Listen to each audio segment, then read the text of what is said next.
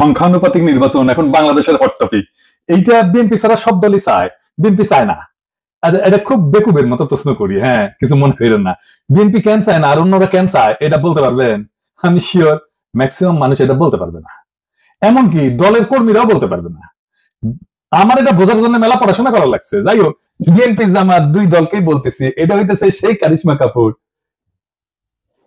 কি এডিটর সাহেব, আপনি নায়িকার ছবি দিলেন কেন?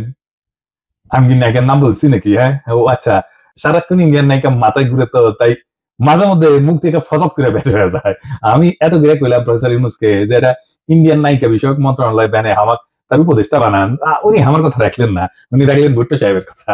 যাই হোক, আলাপে আসি। এটা হইতেছে বয়ান তৈরির, ন্যারেটিভ তৈরির সেই কারিশমা। দুঃখজনক ভাবে এটাই আপনারা ফেল, লাড্ডা গোড্ডা। পাবলিকে হয় আপনার কথা শুনে না বা বুঝাবার পারেন না। এই আলাপটা উঠেছিল গত বছর অগাস্টের শেষ দিকে, হাসিনা পলানোর পর।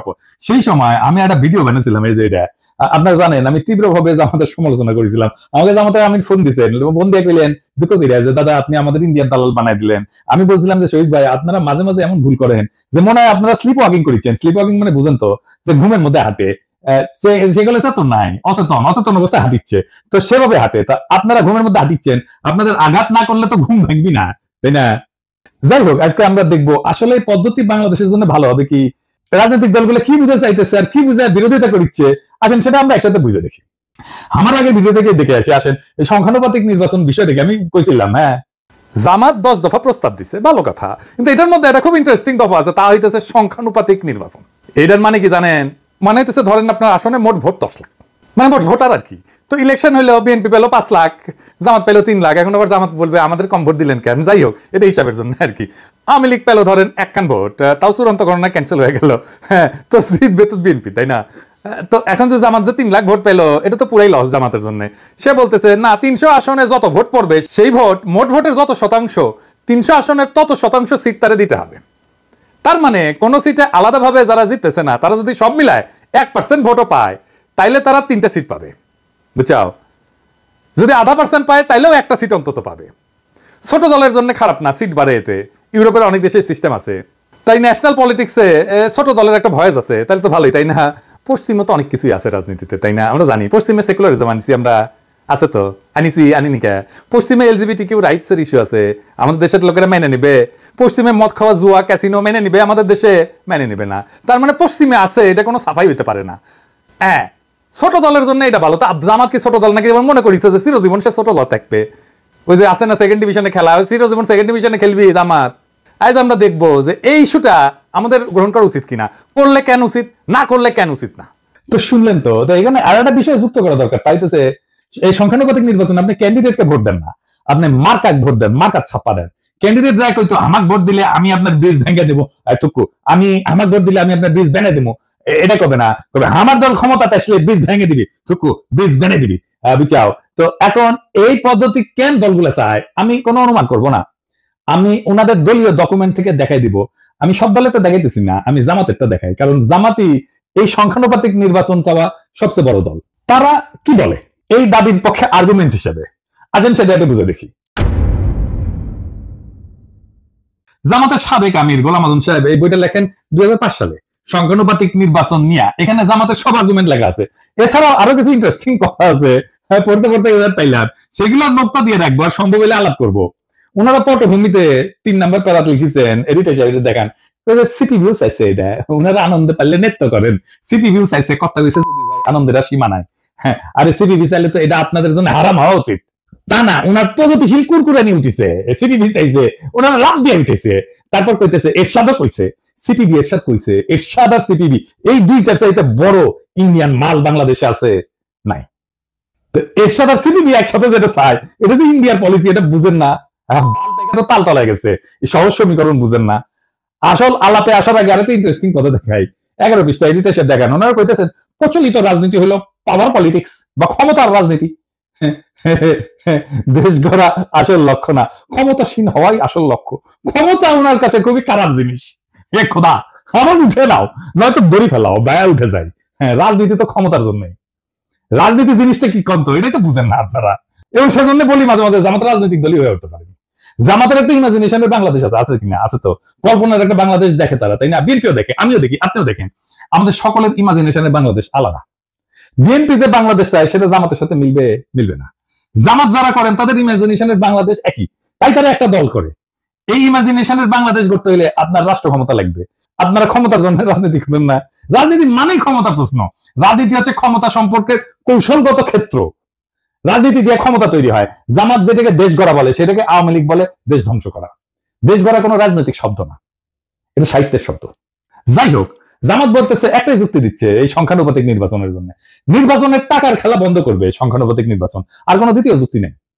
ক্যান্ডিডেটদের টাকা খরচা করতে হয়। দেখেন, টাকা খেলা বন্ধ করার জন্য জামাত সংখ্যানুপাতিক নির্বাচন চায়। খুব সৎ চাওয়া, তাই না? আচ্ছা, জামাতের ভাইরা বলেন তো, আমি বিএনপি জামাতের উদাহরণ দিব না, কারণ আপনারা তো ভালো ছেলে, সন্ধ্যাবেলা হাত মুখ ধুয়ে পড়তে বসেন, তাই না? তো ধরেন দা জাতীয় পার্টি, যে খারাপ পার্টি আপনাদের কাছে, তাই না? সে তো 7% ভোট পায়, তাই না? বাংলাদেশে মানে সে 21টা সিট পাবে কিনা? 21টা না পেলে 15টা পাবে, 15টা না পেলে 10টা পাবে, 10টা না পেলে 5টা তো পাবে নাকি? এর মধ্যে যদি সে এক একটা সিট 500 কোটি টাকায় বিক্রি করতে চায়, হবে না বিক্রি? আপোষে হবে। আওয়ামী লীগের লোকেরাই কিনে নেবে। মজা তো, এলাকায় যাইতে হইলো না, মারপিট করতে হইলো না, ক্যাম্পেইন করতে হইলো না, ভোট কেন্দ্র দখল করতে হইলো না, এমনকি রাজনীতি করতে হইলো না। আপনাকে এমনকি নমিনেশনও কিনতে হইলো না। শোনা যায় নমিনেশন দিয়ে অনেকে টাকা পয়সা নেয় আর কি, অনেক দল আর কি, না মার কইলাম না আর কি, আপনারা জানেন। আপনার টাকা আছে, আপনার জিতার সিট কিনে নিলেন, নো রিস্ক, হারার কোনো ভয় নাই। ধরেন দল এলাকা ভাগ করে দিল, বললো যে এখন যে সিট আছে ওইভাবে ভাগ করলো। সেই সিট অনুসারে এই যে ধরেন বগুড়া 1 আসনে যতগুলো কেন্দ্র আছে, এইখানে যদি বিএনপি জিতে, এইখানে বিএনপি কইলো যে কাউকে কোনো ক্যান্ডিডেট কে কইলো এই বগুড়া 1-এর এই কেন্দ্রগুলোর সিটে যদি বিএনপি জিতে তাহলে তোমার এমপি বানাবো ওই সিটে। তুই ক্যান্ডিডেট খরচা করবে না জিতার জন্য, পারবেন টাকার খেলা কমাইতে, বরং বাড়াই দিবেন টাকার খেলা, আরো কেন্দ্রীভূত করে দিবেন। কারণ ওই পাবলিককে জনগণ ভোট দেবে না, ওই পাবলিককে সিলেক্ট করবে দলের নেতা। আর কি সমস্যা আছে? বাংলাদেশের প্রধান রাজনৈতিক দলগুলোতে তো আভ্যন্তরীণ গণতন্ত্র প্রায় অনুপস্থিত, নেতৃত্ব অত্যন্ত কেন্দ্রীভূত। এই পদ্ধতিতে, সংখ্যানুপাতিক পদ্ধতিতে দলীয় তালিকা তৈরি হবে কেন্দ্রীয় নেতৃত্বের মাধ্যমে। এটা স্থানীয় জনপ্রতিনিধিত্বকে দুর্বল করে দেবে, দলীয় নেতৃত্ব ক্ষমতা আরো কেন্দ্রীভূত করবে এবং স্থানীয় পর্যায়ে জবাবদিহিতা কমবে। দলের শীর্ষ নেতৃত্বই নির্ধারণ করবে কে সংসদে যাবে, ভোটারদের প্রত্যক্ষ ভোটের ক্ষমতা কমে যাবে। মানে এখন তো জনপ্রিয় নেতা হলে তার জেতার চান্স থাকে, তাই না? মানুষের কাছে ভালো হইতে হয়, সেটা কোনো দরকারই পড়বে না। দেখেন, আমরা অনেকে মনে করি রাজনীতি মানে হচ্ছে নির্বাচন, আইন, সংসদ, এই সমস্ত কিছু। কিন্তু রাষ্ট্রবিজ্ঞানী মোস্তাক আহমেদ একটা খুব সোজা কথা বলেন। উনি বলেন যে রাজনীতি আসলে একটা অদৃশ্য বোঝাপড়া, সেটাতে ঠিক হয় কে ক্ষমতায় থাকবে, কে টাকা খাবে, কে নিরাপদে থাকবে। এই বোঝাপড়াকেই বলা হয় পলিটিক্যাল সেটেলমেন্ট, বা বাংলায় বলে রাজনৈতিক বন্দোবস্ত। এই রাজনৈতিক বন্দোবস্ত ছাত্ররা ভাঙতে চাইছিল, আর সেটাকেই তারা বলছিল নতুন রাজনৈতিক বন্দোবস্ত। বুঝিছাও? তো এই বন্দোবস্ত লিখিত না, কিন্তু খুব বাস্তব। বড় বড় রাজনৈতিক দল, আমলা, ব্যবসায়ী গোষ্ঠী, পুলিশ, বিচারক, এলিট সবাই এটা অলিখিত চুক্তিতে থাকে। আমি একটু বুঝাই বলি। ধরেন রাস্তার ট্র্যাকে চাঁদাবাজি, হাটের ইজারা, ছিনতাই, মাস্তানি, ঠিকাদারি, বালু মাহাল, এই সমস্ত জিনিস আছে না, যেটি থেকে টাকা পয়সা আসে, এটা একটা ইকোনমি আছে। কে তুলবে টাকা, কে নিবে, পুলিশ কত পাবে, রাজনৈতিক নেতা কত পাবে, তৃণমূলের মাস্তান কত পাবে, মন্ত্রী কত পাবে, হাজিনা কত পাবে, এই সবকিছু সেটেলড সেই অলিখিত চুক্তি দিয়া। এই রাজনৈতিক বন্দোবস্ত। এই বন্দোবস্তের পার্ট এমপি। সে খরচা করে, মাস্তান পালে, কর্মী পালে, পুলিশের সাথে যোগাযোগ রাখে, উকিলের সাথে যোগাযোগ রাখে, স্থানীয় মাফিয়ার উপরে, আন্ডারওয়ার্ল্ডের উপরে নিয়ন্ত্রণ রাখে। এইভাবে এই বন্দোবস্ত টিকা থাকে। হাসিনা চলে যাওয়ার পরে অপরাধ বাড়ছে কেন? কারণ এই আন্ডারওয়ার্ল্ডের উপরে যাদের কার্যকর নিয়ন্ত্রণ ছিল তারা নাই হয়ে গেছে, এখন কেউ সেইভাবে কন্ট্রোল করে না, তাই এরা নিয়ন্ত্রণহীনভাবে যা খুশি করতেছে। এইটা ল এন্ড অর্ডারের বিষয় না, এটা সেই অলিখিত চুক্তি ভেঙে যাওয়ার পরিণতি। আমাদের নতুন বন্দোবস্ত করার আগেই আপনি আরেকটা বন্দোবস্ত ভাঙতেছেন। বাংলাদেশে ইনস্টিটিউশন নাই, গড়ে ওঠে নাই। এই ইনস্টিটিউশনের বিকল্প হচ্ছে রাজনৈতিক বন্দোবস্ত। এইখানে রাজনৈতিক দল তার নেতা কর্মী একটা জটিল ভারসাম্য রক্ষা করে সমাজকে টিকায় রাখে। এইটা যখন নষ্ট হয়ে যায় তখন প্রতিদ্বন্দ্বী গোষ্ঠীগুলো নিরাপত্তাহীনতায় ভোগে এবং সহিংসতা, দুর্নীতি, রাজনৈতিক অস্থিরতা বাড়ে। আপনি সংখ্যানুপাতিক নির্বাচন করে পুরো পলিটিক্যাল ফেব্রিক ধ্বংস করে দেবেন, কেউ নিয়ন্ত্রণ করতে পারবে না। জেলা শহরগুলোর আন্ডারওয়ার্ল্ড, ঢাকা শহরের আন্ডারওয়ার্ল্ড আপনি নিয়ন্ত্রণ করতে পারবেন না।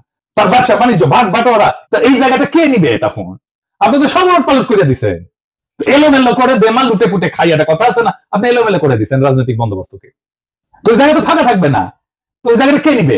পুলিশ নিবে, যেটা অর্গানাইজ, এখন পুলিশ নিবে, প্রশাসন নিবে, আর একটা হাসিনা শাসন তৈরি হবে। পুরা সমাজ, রাষ্ট্র রাজনৈতিক দলের নিয়ন্ত্রণের বাইরে চলে যাবে। যে দেশে ইনস্টিটিউশন গড়ে ওঠে নাই সেই দেশের রাজনৈতিক বন্দোবস্তই হলো সমাজকে টিকায় রাখার বিকল্প ব্যবস্থা।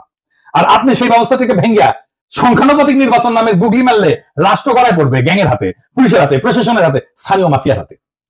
আফগানিস্তানে হয়েছিল না, তালেবান আসার আগে এক এক এলাকায় এক এক ওয়ারলর্ড শাসন করতে, একই জিনিস হবে বাংলাদেশে। আপনি এই কাজটা করতে যাইতেছেন। পুলিশ আর প্রশাসন শক্তিশালী হয়ে উঠবে, দারুণ। এই সংখ্যানুপাতিক নির্বাচন আঞ্চলিকতা বাড়ায় দেবে।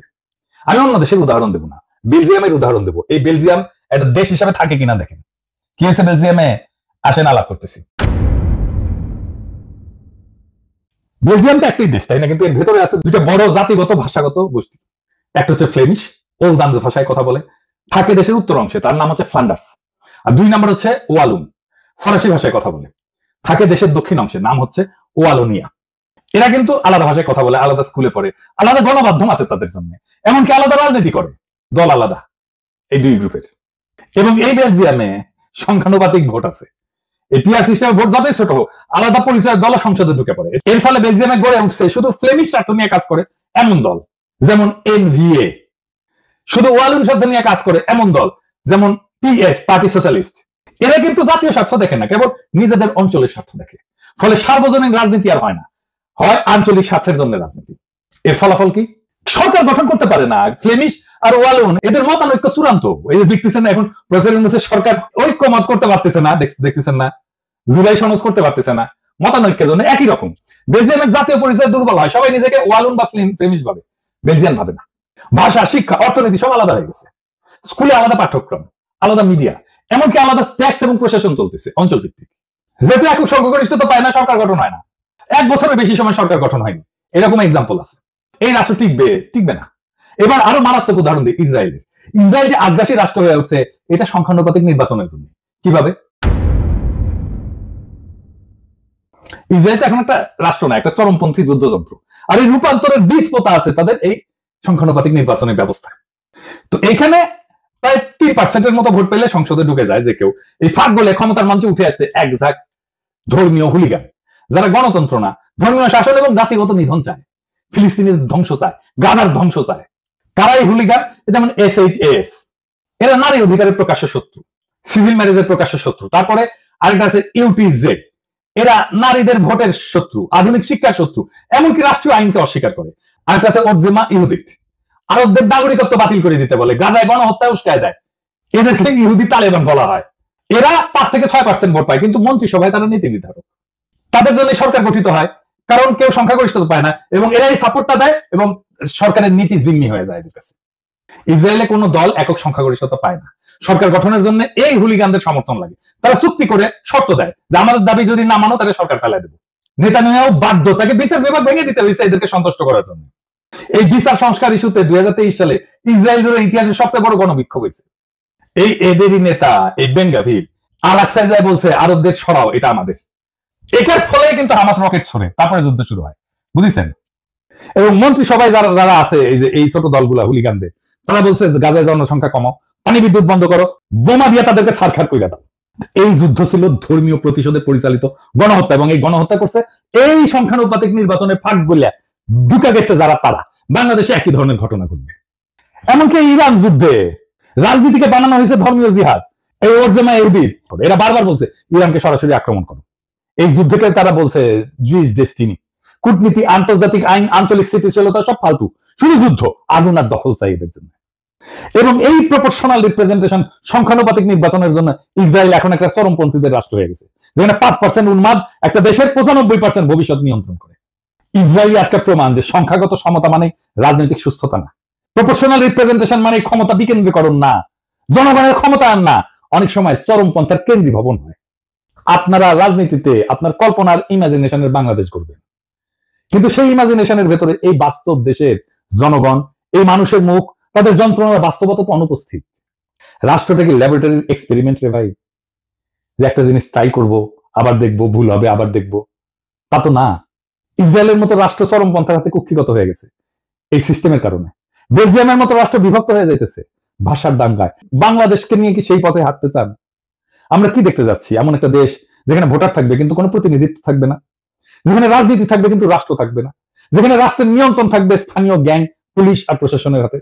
শক্তিশালী ইনস্টিটিউশন না গড়ে ওঠায় যে রাষ্ট্রের প্রত্যেকটা জেলা এখনো একটা রাজনৈতিক বন্দোবস্তের মধ্যে টিকে আছে, এই প্রপোর্শনাল রিপ্রেজেন্টেশন সংখ্যানুপাতিক নির্বাচন আইসা সে সামাজিক ভারসাম্য ধ্বংস করে দেবে, রাজনৈতিক ভারসাম্য ধ্বংস করে দেবে। নতুন কিছু গড়ার আগে পুরোনোটাকে ভেঙে ফেলতে চাইলে দায়িত্ব তো আপনার রে ভাই। কিন্তু যদি আপনি না জানেন কি ভাঙতেছেন, তাহলে আপনি তো স্থপতি না, আপনি তো ধ্বংসের কারিগর। বাংলাদেশ আজ এক ক্রসরোডে দাঁড়ায় আছে। কিছু দলের ভুল সিদ্ধান্ত, কিছু বুদ্ধিজীবীর নির্বোধ গুগলি, আর কিছু বিদেশি থিঙ্ক ট্যাঙ্কের ঠাইসা দেওয়া এক্সপেরিমেন্ট, এসব মিলে আজ রাষ্ট্র এক ভয়ঙ্কর জুয়া খেলায় ঢুকে পড়ছে।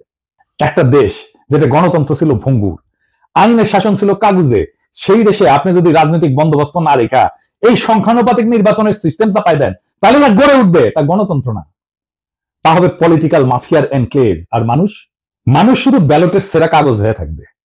আমরা কি একটা রক্তাক্ত বিপ্লবের পরে এমন একটা পরিণতি চাইছিলাম?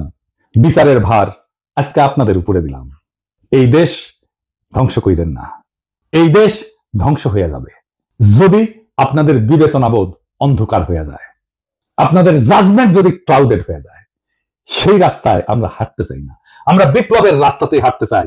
বিপ্লবকে পরিপূর্ণভাবে বিজয়ী কইরা বাংলাদেশকে একটা নতুন রাষ্ট্র করতে চাই। ইনকিলাব জিন্দাবাদ।